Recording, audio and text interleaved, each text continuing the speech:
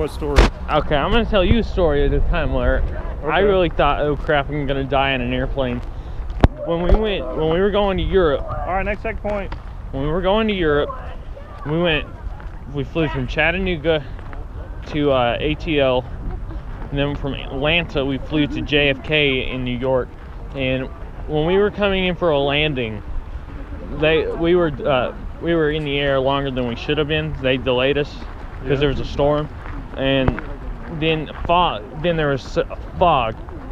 I mean, we were a good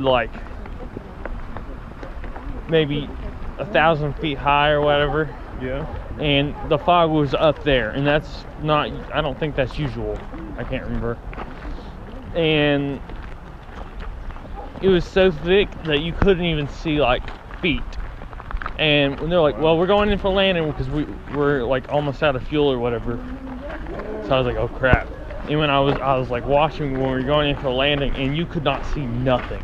And then we were probably 50 feet from the ground in the fog. There was no fog, and the ground was bam right there. I was like, oh my god, whoa, wow. And I was like, we're gonna die.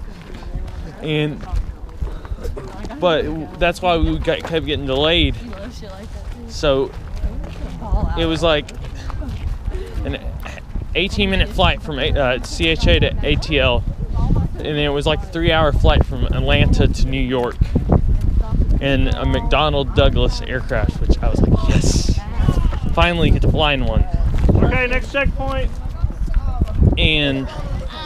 But then when we went to from Gatwick or whatever in near London to Italy, Rome, their airport. It's like Leonardo or something, and we were on we flew over the Swiss Alps, and it was almost right at dusk. One side of the airplane, the sun shot through, but it illuminated the mountains good enough that when we were flying really low to the ground, especially at that elevation. I mean, we were a good more than probably 18,000 feet plus, almost. And when I looked down at the mountain, we were maybe half of a Boeing 747 from hitting that mountain.